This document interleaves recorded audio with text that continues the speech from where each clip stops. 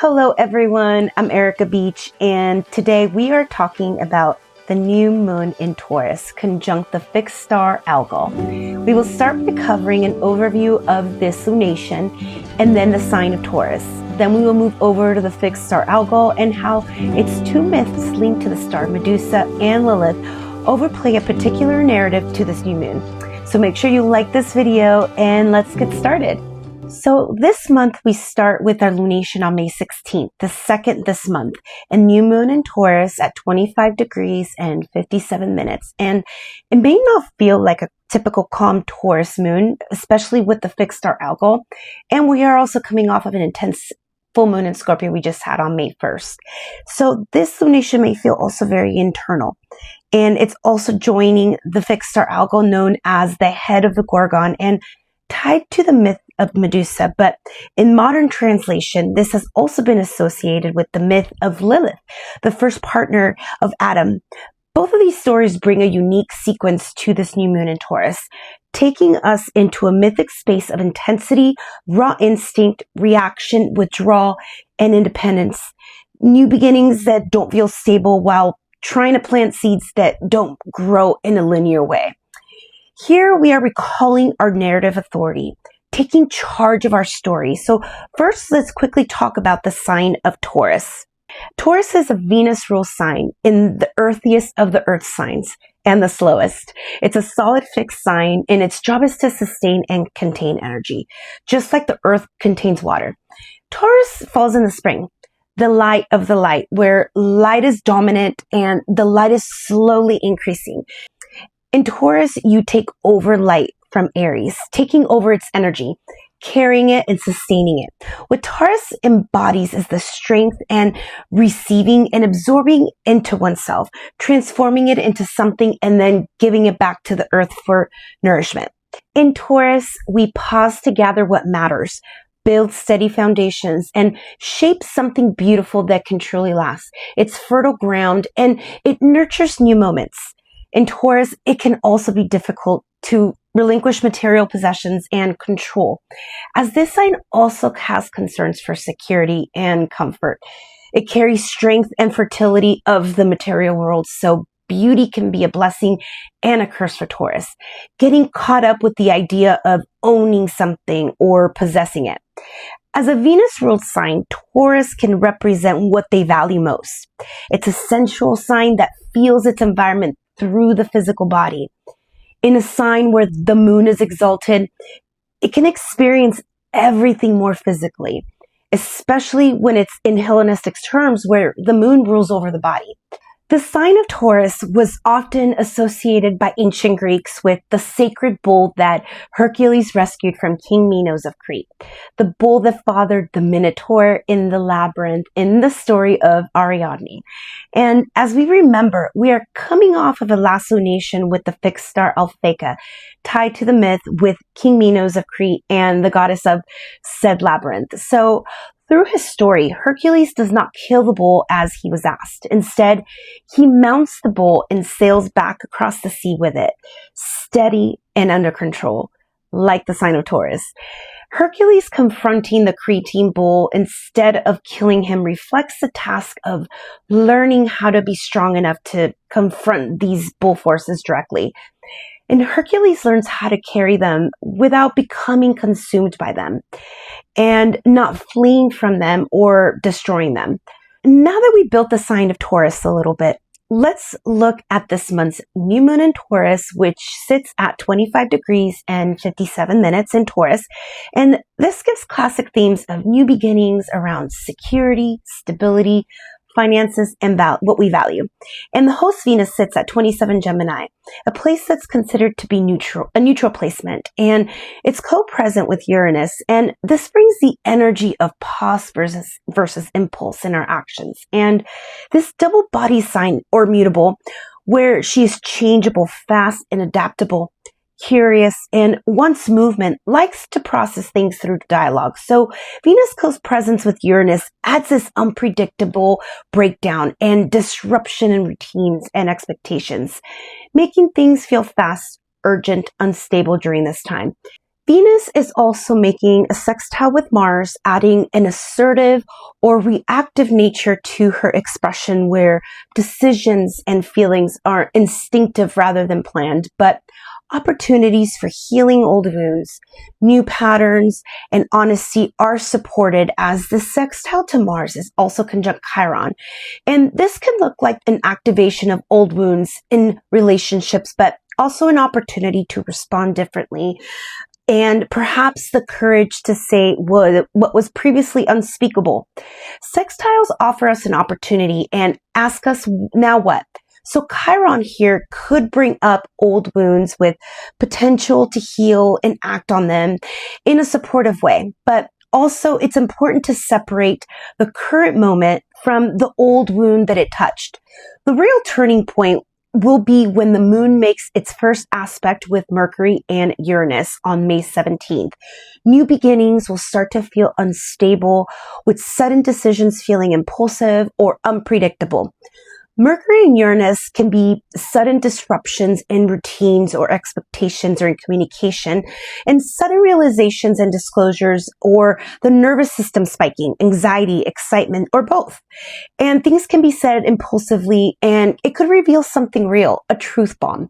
Uranus likes to break down for a breakthrough, so this can give the feeling of needing stability, but not knowing you have to deal with what's unstable underneath. Together with Venus, Mercury, and Uranus, you could see conversations that shift a relationship permanently, unexpected news that destabilizes but also liberates and gives you a sense of freedom, and perhaps blurting something out, but make sure you are thinking before you speak. The new moon is also making a sextile to Jupiter in Cancer, a fertile Jupiter that amplifies feelings and brings themes of home, belonging, and emotional safety, as well as caregiving, nurturing, and meaning making.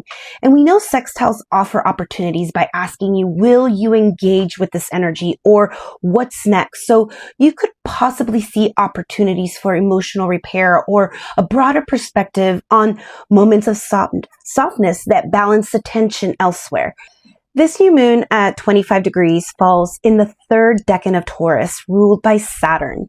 So it can have an expression of difficulty at first and delayed gratification. And this decan was also associated with long work of cultivation, confronting disappointment, and slow process of growth. And this is the decan where we ask ourselves, what is actually sustainable?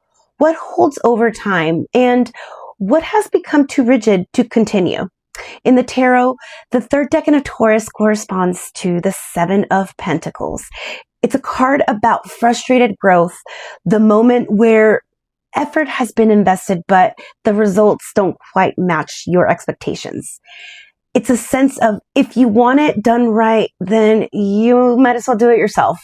Or confronting disappointment that leads to reassessment and self-reliance. Now let's take a look at the fixed Star Algol and its basics, as well as the myth of Medusa and the myth of Lilith.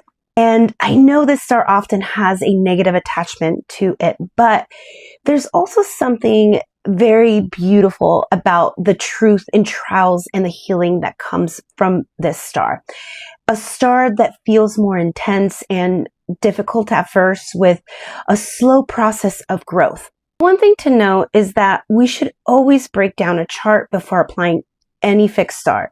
So this will always act as an overlay. Just a little important note. The fixed Star Algol sits at 26 degrees, 31 minutes in Taurus in the constellation of Perseus. Ptolemy states that this star is the nature of Saturn and Jupiter. And Algol has always been associated with themes of losing one's head, but psychologically this often comes up as demonization of pain or trauma, overwhelm, confrontation with taboo emotions or themes of rage, grief, jealousy, desire, encounters with what has been suppressed or exiled, intense emotional material, and psychological transformation. They often bring situations that require confrontation of fear, trauma, or collective projection, confronting shadow material, or reclaiming rejected power. Algol has traditionally been associated with Medusa, the severed head, the gaze that cannot be met. But from a modern or archetypal perspective, it also resonates with Lilith, the first wife of Adam who refuses submission. Together, they speak to a moment where something intolerable is confronted and a deeper, more defiant form of power emerges. Please note that myths shift with each storyteller and they exist in many variations, and the ones shared here today are concise retellings of some of my favorites. The primary myth associated with the fixed star Algol is that of Medusa. And Medusa is one of the three Gorgons, but unlike her sisters, she's mortal. In later traditions, she begins as a beautiful maiden and often associated with the temple of Athena. Her life changes when she's violated by Poseidon within that sacred space in the temple. But rather than protecting her, Athena transforms her into a monster, and as a form of punishment and maybe perhaps protection, depending on the interpretation you're reading, her hair becomes living snakes and her gaze turns anyone who looks at her into stone. She's exiled to the margins of the world and feared by everyone and isolated.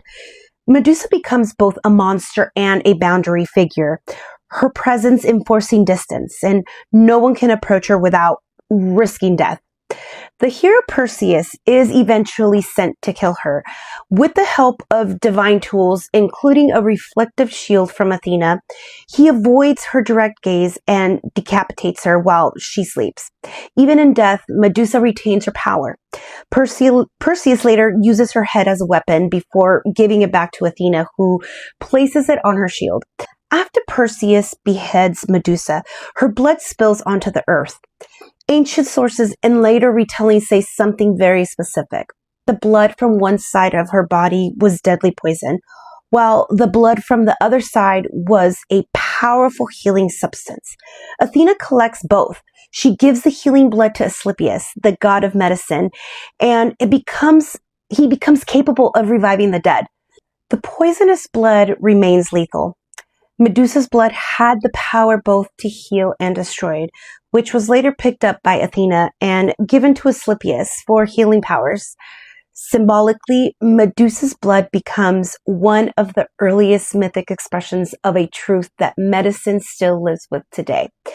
Dosage matters, context matters, and power without wisdom is dangerous.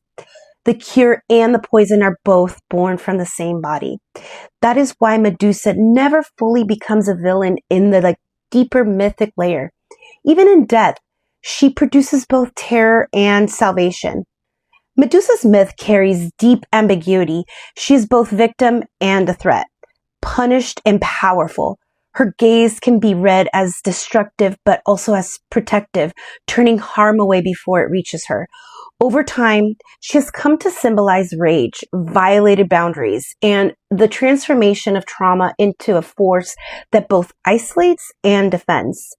This can also be felt as an experience of being othered or made monstrous or reclaiming power from a story that framed you as dangerous. Medusa carries themes of what is cast out, feared, or too intense to integrate. This is a story about power that emerges through trauma, exile, and distortion. Medusa begins as a beautiful woman. She's violated and punished in many versions. She becomes this monster. Her gaze becomes lethal. Even in death, her power remains. Now, one of my favorite things to do when I am learning about a fixed star is finding a novel or a retelling of that myth. And luckily for us, Medusa has many retellings and perspectives of her. But one of my favorites is this one, I'm Medusa by Ayanna Gray. And it's a beautiful retelling of Medusa and how she's misunderstood as a villain. And it's through her eyes and her journey of being misunderstood and villainized. And it's also reimagining of her story told through friendship, family, love, devotion. And what's beautiful about this book is that we are able to have her story told by her.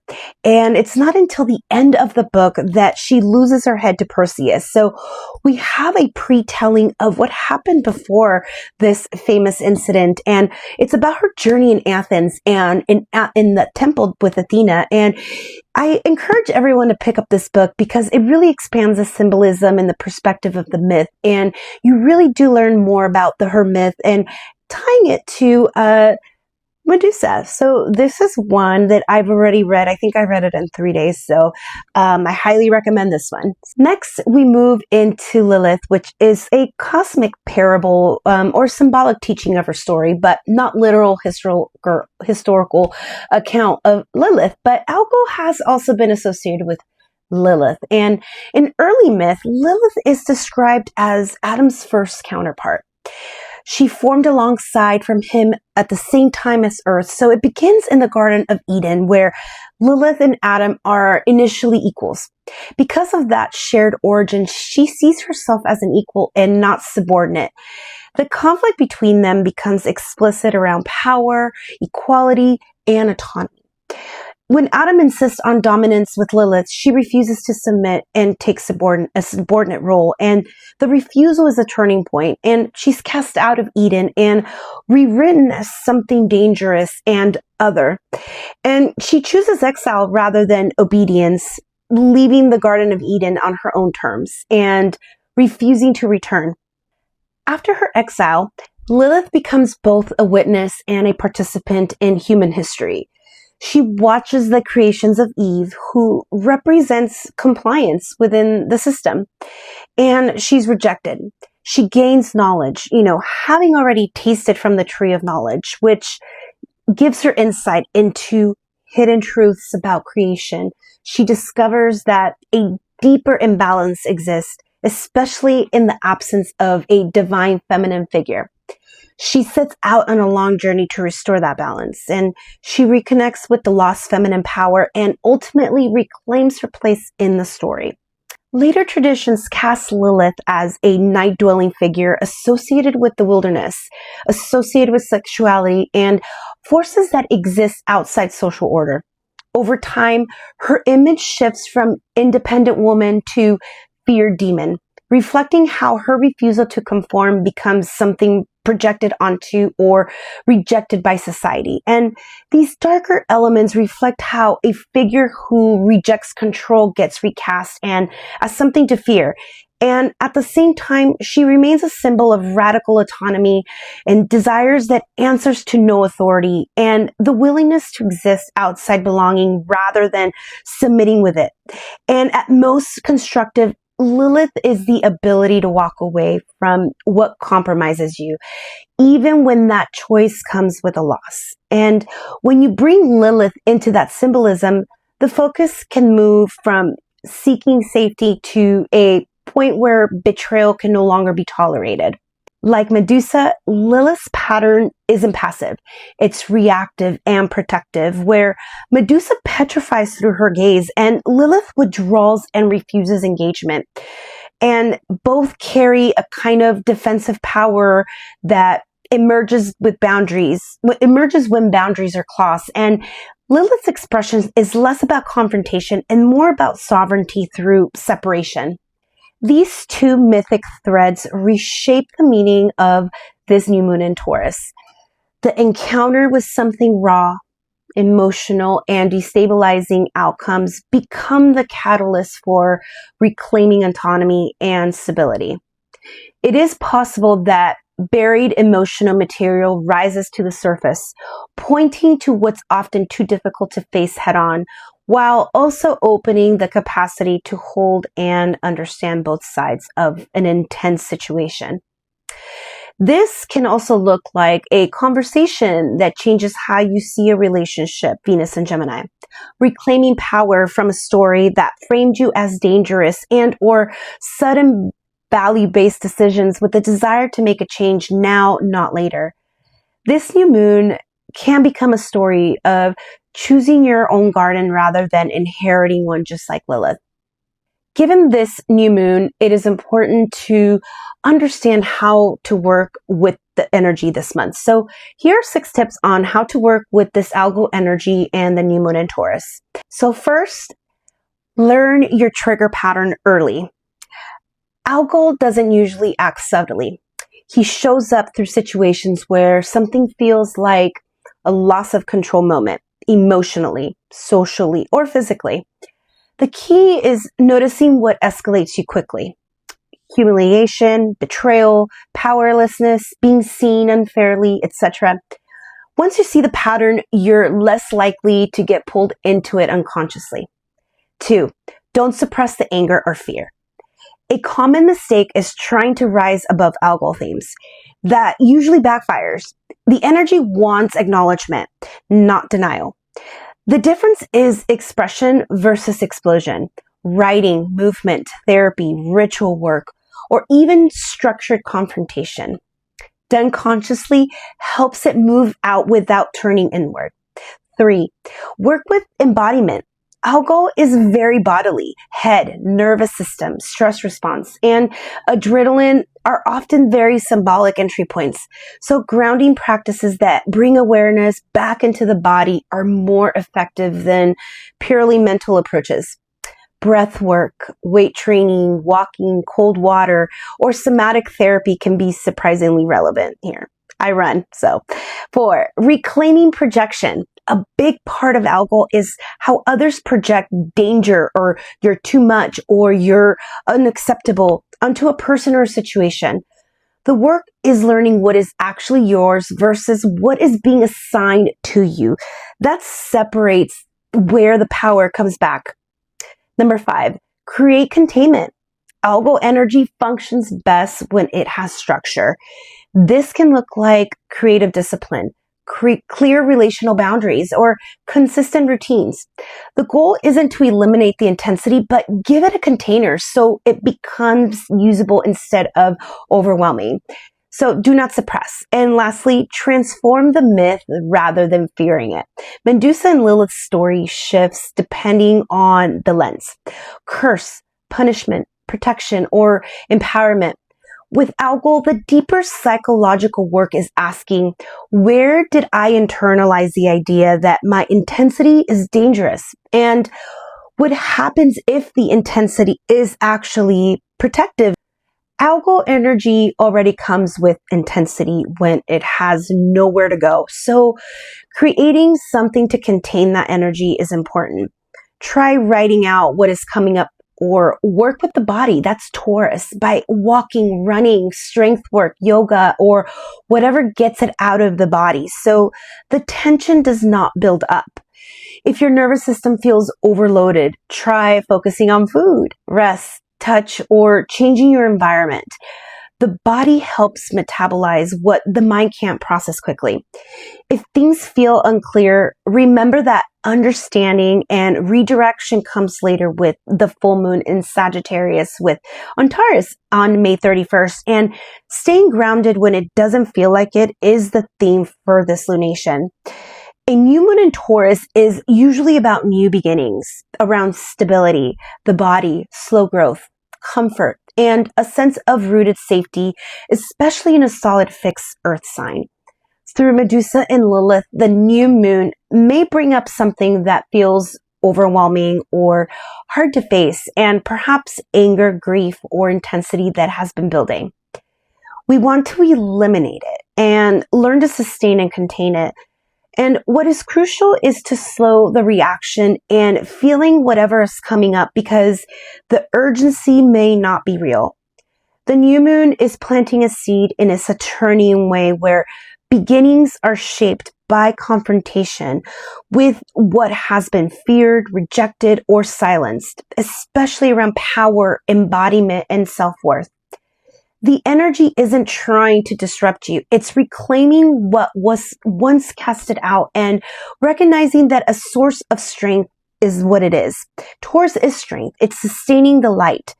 And with Algol active beneath this new moon, there is an invitation to confront the parts of ourselves tied to survival, rage, desire, and sovereignty. Taurus reminds us that healing is not found through escape from the body or the shadow, but through grounding, presence, and the courage to remain fully alive in the face of once was terrifying us. And most of all, containing and learning how to carry whatever surfaces to our conscious bodies. The last Scorpio full moon opened the labyrinth for us to enter, and the Taurus new moon will be asking us, what are we going to do with what you found there? Thank you so much for joining me today. I hope you enjoyed this short overview of the new moon in Taurus and the fixed star Algol with the myth of Medusa and Lilith. And I hope you join me in a couple weeks for May 31st for the full moon in Sagittarius conjunct the fixed star on Taurus. So we will be breaking down the full moon in Sagittarius along with the fixed star on Taurus, which is one of the royal fixed stars of Persia. And I hope you guys have a wonderful day and happy new moon. Bye.